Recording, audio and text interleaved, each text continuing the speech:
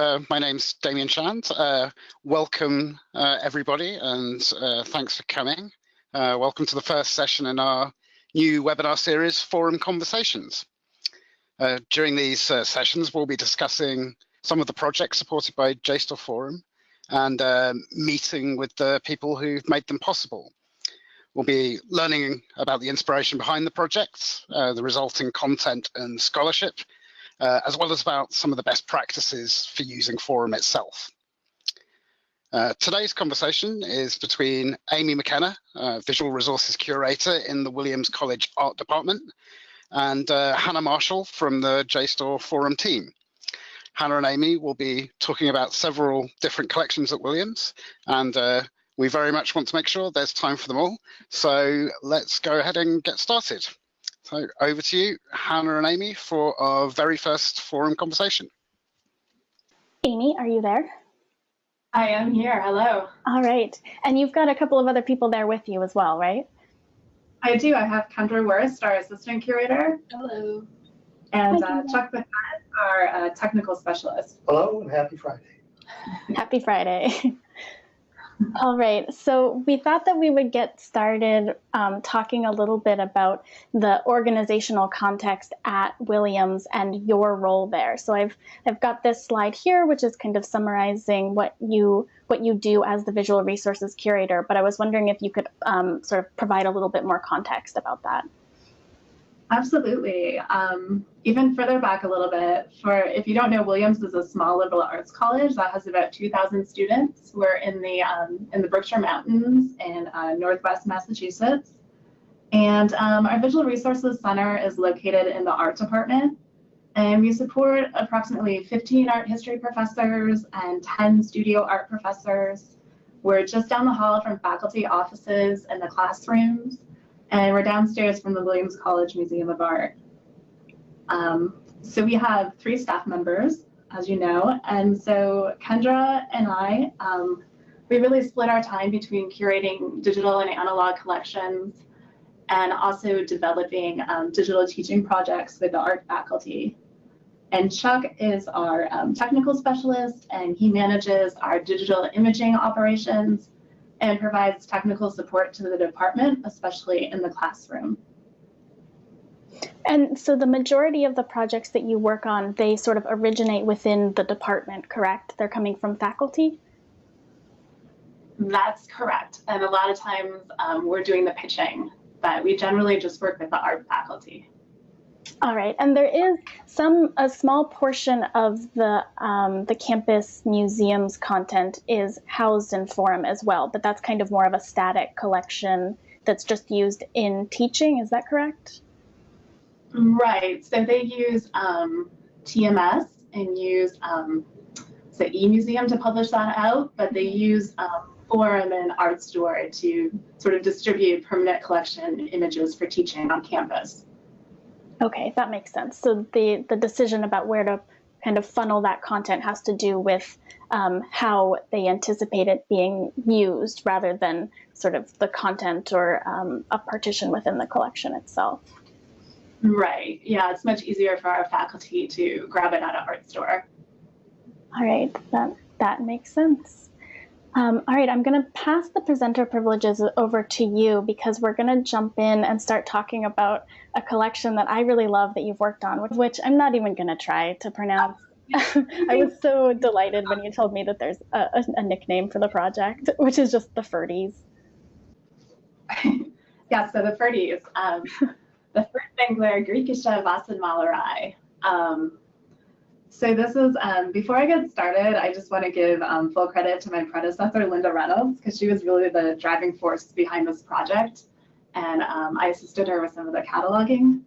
So this project began with our Greek-based specialist, Guy Hadreen, who was looking for some publication quality images of a few plates from this extremely oversized portfolio from Williams Special Collections. And he needed a handful of them for a publication. So Linda did a bunch of sleuthing online and discovered that there was no one comprehensive source of high resolution images for these plates. So she decided to make it her mission to make the series publicly be available on the web in the highest resolution possible and ready for research and publishing for scholars. So we can go ahead and look at one of them. Yeah, I feel like this is the purest visual resources mission I've ever heard of, right? Which is like scour the web, see if it exists, and then have your mission be to make it as available as possible. And these images are really amazing, and you can. So I like this project as a contrast to the selfie gallery one, because whereas the selfie gallery is sort of students focused and it's like hooked into this assignment and it's all about them sort of producing work and proving that they're doing work. This project is it was sort of born of a need for faculty publishing, and you're sort of supporting that faculty member's scholarship with these super high resolution images for a specialized subject area. And then the images are absolutely amazing. Yeah, so Linda decided to use Forum and developed a metadata schema with special collections, and also selected it as a great tool to easily get it out to the public. And so William's portfolio was actually missing 4 of these plates, and she was able to secure a loan from Bryn Mawr College to bring those 4, get them shipped here. And then she took them all out for professional photography, because they're very oversized, and we decided that sort of rather than teaching surrogates, we really needed high quality sort of museum object level photography of the plates. Yeah, do you know what resolution the images are? Somebody is asking about it. Ooh, this is something Chuck might know. It's 650 on the long side, 6,500 on the long side, approximately for all of them. Okay. Yeah, the images look really incredible. And then, so after you had done this, right, so you sort of collaborated with Bryn Mawr to supplement the collection that you had and fill in the gaps. And then once you had imaged them, you obviously shared them with the faculty member who needed them. And then you shared them with the Beasley Archive, right? Do I have that right? Yes. There we go. So yeah, once we had the images, Guy had some colleagues, some contacts over at the Beasley Archive at Oxford, and so they were really interested to add them to their Beasley Archive pottery database. So that was really exciting, being sort of one of the preeminent, sources for information about Greek vases. So yeah, that was even exciting to have this sort of impact on this international level to get these images out. Yeah, that's like the fairy tale ending to a digitization project like this, right? Is that it gets reused in the exact resources that are considered authorities on the subject area. That's perfect. And Beasley, the pottery database was also really helpful with us for our cataloging. Oh, were you referring to it, or did they sort of consult? We were absolutely referring to it. So we would have never found all these subject terms. That is hilarious. That's also an incredibly long list of subject headings. Logic code returns. Okay, so I appreciate sort of running through that project because I didn't want to skip over it. So yeah, let's jump over then to the stereographic glass lantern slide collection and talk a little bit about this one, because this is another one where you really involved students in a really fascinating way. Okay, so what's the backstory with this collection?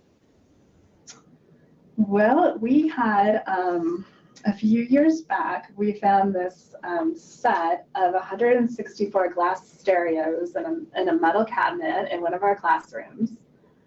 And after some research, discovered that they were by this French firm, Lachenal and Favre, which was active in the 1870s. And they depict architecture, gardens, sculpture, and cultural views of Europe. And we also found from the Williams archive, there was actually a mention in some board minutes dated June 20th, 1892, that they had voted to give one of the professors authority to, they say, fit up, as he suggests, a room in Hopkins Hall for stereo-opticon uses. So we're pretty sure that these stereos were used in 1892 to show to students. That's so amazing. So when you say to fit up a room, that just means sort of equipping it with the hardware required to view these. Right? Just like we all do so often in our work lives. So we had this collection, and so Linda cataloged these, and at the time it was going into Snapdragon, our FileMaker Pro database. So, and Chuck did the scanning, and then they got migrated with our teaching collection to shared shelf when we made that switch. And when was that? Okay, 2015 or 2016. Okay, so pretty recently. Mm-hmm. Okay. Yeah, so if you look at our forum projects, you won't see a project here. It's part of our teaching collection, and we just have 2 publishing targets.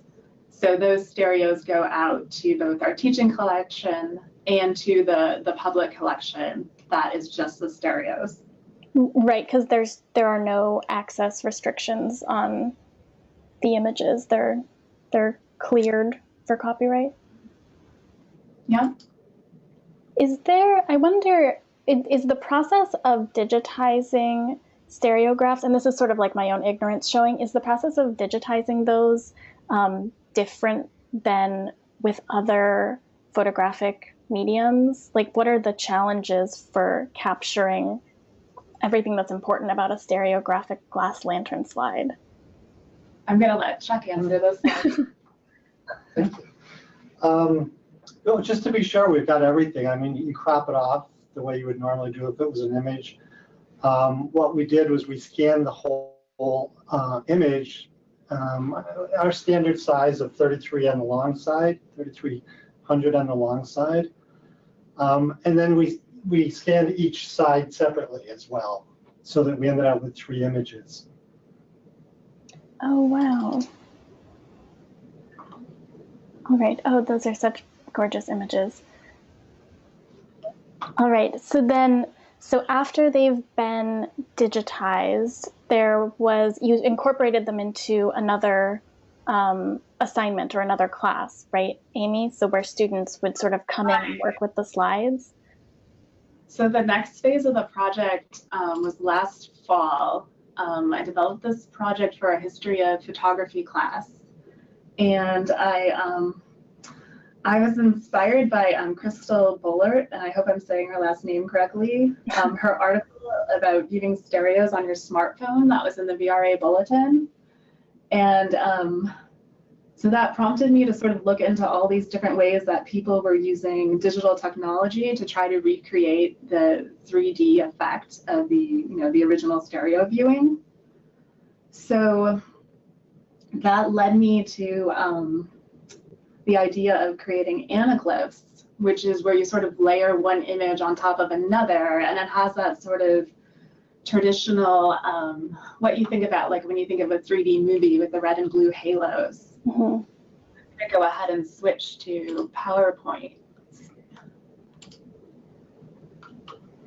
Okay, so you can see the original stereo on the left and then an anaglyph of that image on the right. So if you happen to have cardboard 3D glasses handy, you can see that, which I'm sorry we couldn't warn you about that. I know, we should have circulated glasses ahead of time.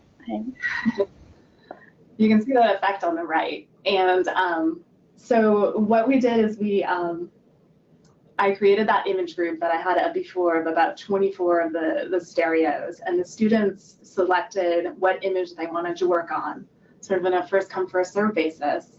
And then they made a 15-minute appointment to come into the VRC and work with Chuck. And we had a light table set up, so the first thing they did was handle the actual glass object and see the stereo in person and use a loop, and they were really fascinated by that. And the objects are just so sort of stunning. They just have so much detail, and it's almost kind of modern, like this multiple image thing. It's just really kind of beautiful. But then beyond that, then we had them work with Chuck in Photoshop and go through the steps to create the anaglyph image, which is actually not that difficult. I was about to say, like, how complex is it to do that in Photoshop? Well, I was able to find these instructions online that were originally posted for a NASA summer camp for like 6th to 9th graders. And so that was a good level for us to work with. And so we just sort of adapted those steps slightly to make it work with our original source material, and handed out 3D glasses to all of the students. And they also had a one-page writing assignment, and there was a class screening where they all brought their glasses and looked at each other's images together. Oh, that's and so... sort of... Oh, sorry, no, I just love that idea. I think that's so smart. Yeah, and it was kind of like, it was almost like they were back in the 1890s looking at the stereographs, but, as close as we're going to get with a little bit of 1950s thrown in, I guess. So how did they react to handling the physical objects versus the novelty of viewing them with the 3D glasses kind of all in a room together? Viewing them together was good. When they were sort of here on their own, they were so enamored with the glass stereos that we almost had a difficult time but hey, look, this is really great too, kind of like showing them the 3D part of it. And I think, it's just sort of important to remember that sort of that hokiness aspect was actually really there when in the, the 1800s when they were looking at these. Mm-hmm. The object itself has become so beautiful that there's almost kind of this struggle between the object as it stands right now versus trying to sort of recreate what it would have been like at the time. Yeah, it's an interesting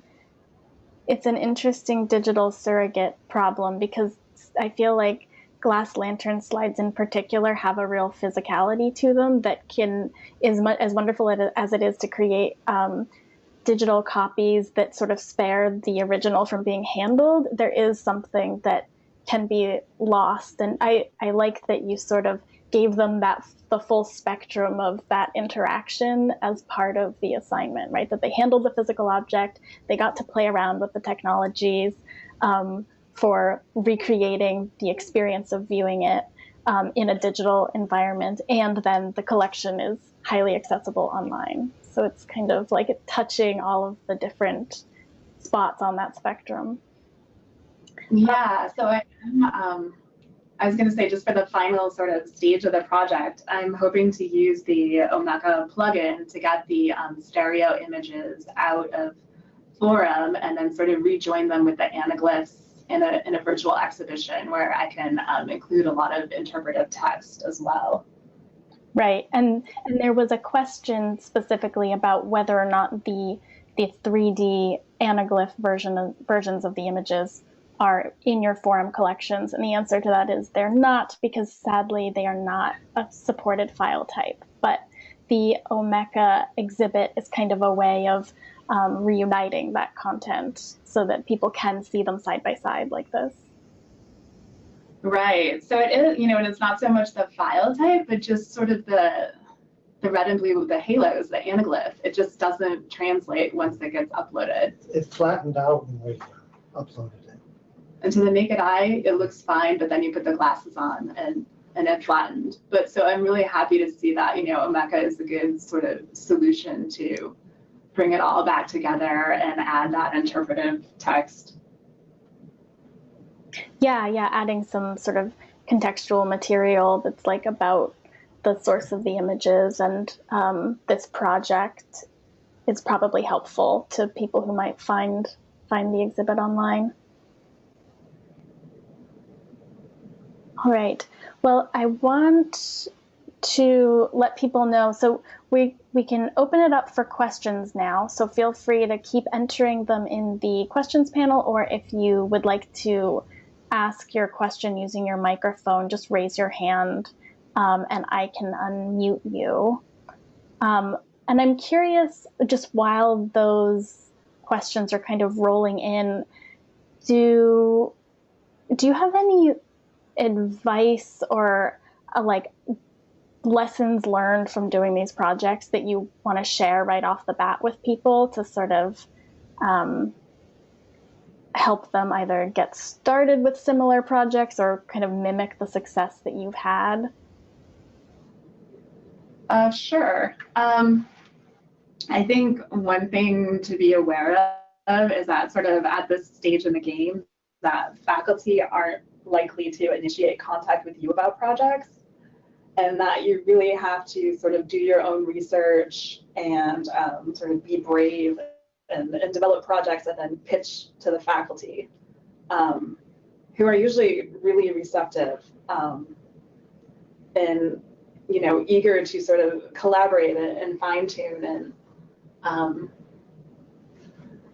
yeah, so I guess be brave. Our faculty are not doing digital for their personal research yet. I hope that's something that will evolve over time and as we get new faculty in. So right now I feel like doing these classroom projects is sort of a gentle way of bringing digital into the department. Well, and was that, yeah, I'm curious if the dynamic has always been this collaborative, because you're situated within the department, right? So you have these like very proximate relationships to faculty members, but was it always the dynamic that they considered you as a potential collaborator on these projects, or is that something that you sort of like carved out that role for yourself by doing this outreach you're describing and being brave?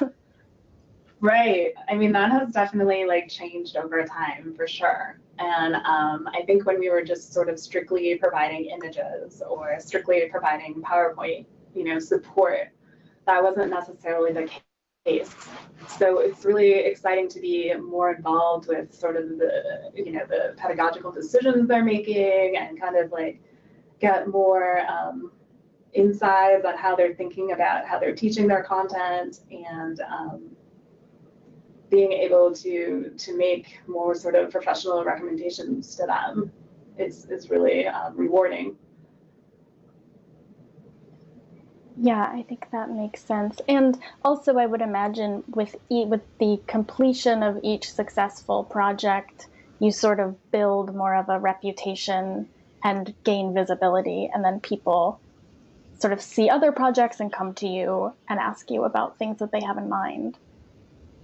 Yeah, so typically if a project goes well, the faculty want to do it again the next time they teach that class. So that sort of gives us an opportunity to build up sort of a portfolio of projects, and then instead of being sort of massive amounts of work each time, it's becoming more fine-tuning and just sort of, maintaining that project and making small improvements here and there. Yeah, that makes sense, right? Designing assignments that can be repurposed and sort of ironing out the kinks the first time, and then it gets easier going forward, right? Because you've done it before. Right, so you can return to the written instructions and make some small changes based on updates to the software or things along those lines. Yeah. We have a question about the stereographic collection, and the question is, do you think that stereographic cards would work as well as these glass versions for digitizing and creating the anaglyphs? Yeah, absolutely. Okay. Yep, I think all the same principles would apply, and all the processes and things I was reading about, I think pertained, more to paper. So. Oh, okay. I don't think I knew. So are stereographic cards essentially the same imaging process, but printed on obviously paper rather than glass? Right. They were less expensive and more mass produced. Definitely more common. The lanterns were more for public viewing.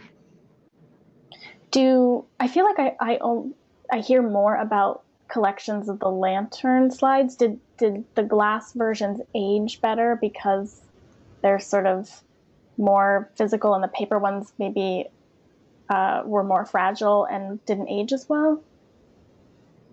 Well, definitely glass age as well, for sure. But we do have some professors who have some collections of the stereo cards that they bring in and show their students. A lot less expensive. Yeah, yeah.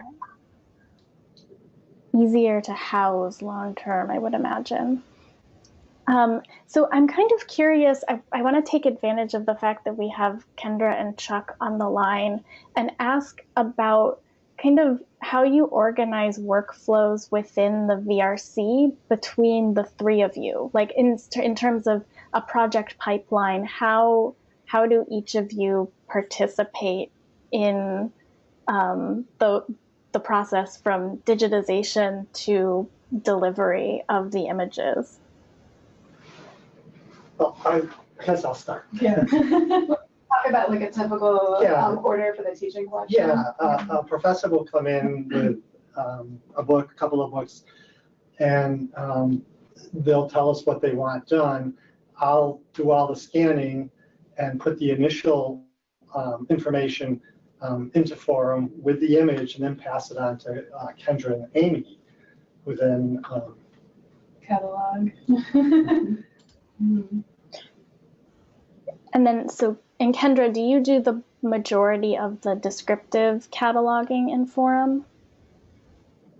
As of right now, yes. Okay. Yeah, we share that work. So I was just going to show you, like, Chuck has a specific image acquisition screen. Perfect. So we've got the requester and the course on the project, and just the basic information. Mm-hmm. Okay, and then so you upload the actual media, and then either Amy or Kendra jump in, and I assume you guys have a different cataloging screen that you use. Yeah. Okay. So right now we have like every field, which we do need to cut this back a little bit. Okay, and so that's the full data record. And then Amy, do you do some kind of like final QC before you guys release them into the wild? Yeah, so typically what we do, Kendra just came on board in January, so we, we're still like kind of at the beginning here. But we are sort of doing a final check, I think, to make sure things get published. And looking at the data as well. And so we kind of take turns. She QCs my work as well. Okay. And there's a question asking, when you say pass it on, how do you know when each person has completed their step? So we're just in one pretty small office area. You just turn around and say, like, hey, I'm done. When I'm done, I take the books, I put them on the table in the middle of the room, and when Kendra and I fight for it. Okay, and there's another question about whether or not you have student catalogers. We have students who do data cleanup in Forum, but we don't have them doing any initial cataloging from the start. So we still have some issues from when we migrated that we're working on cleaning up and linking authorities and things like that. Mm-hmm.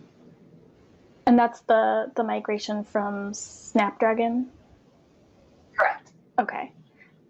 Yeah, that makes sense. That sounds like good student cataloger, long-term project type of work.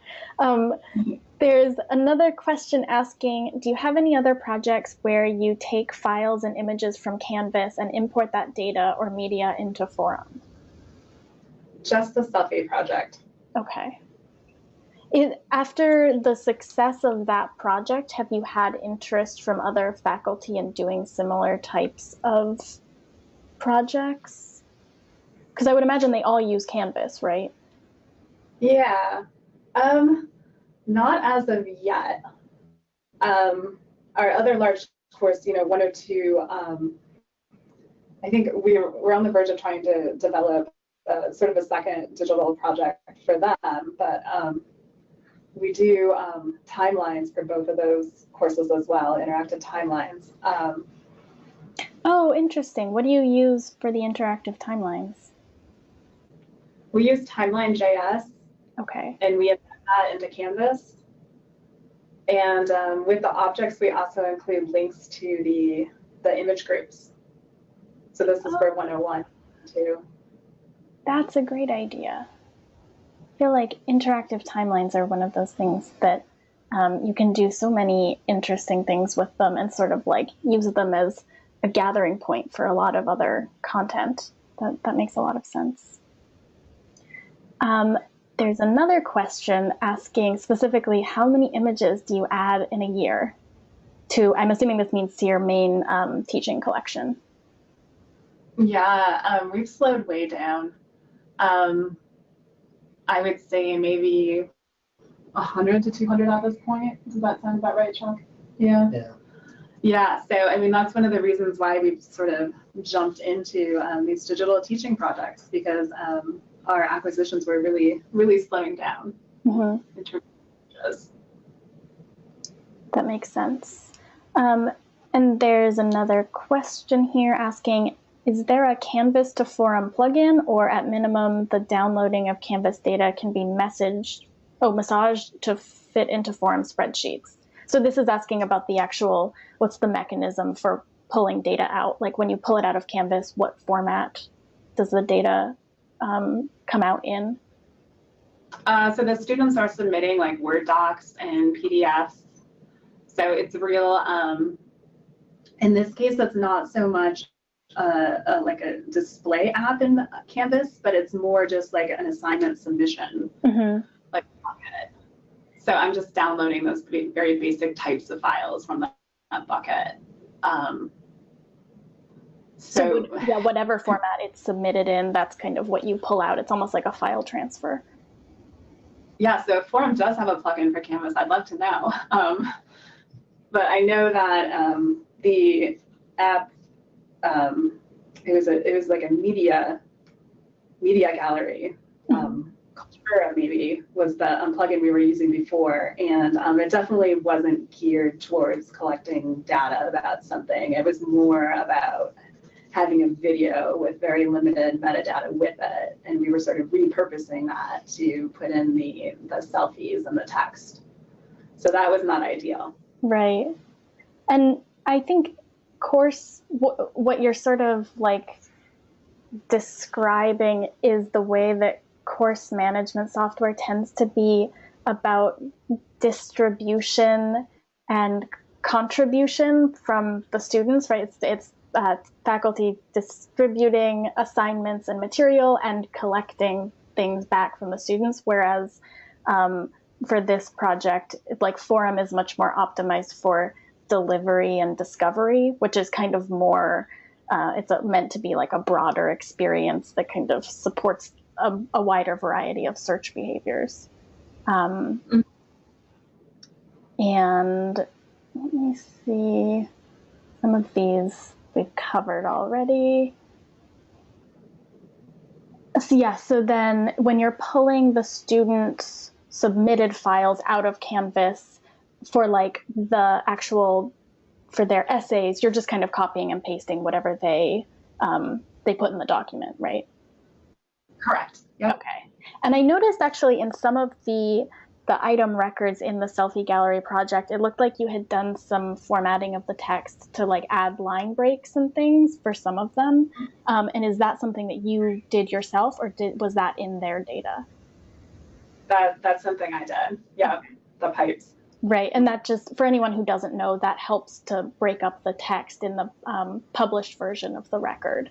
Okay, well, if there aren't any other questions, I would like to very sincerely thank Amy, Kendra, and Chuck for chatting with us today. This was really wonderful, and I love all of these projects, so we were very excited that you guys were willing to kind of spend this time and walk through them with us.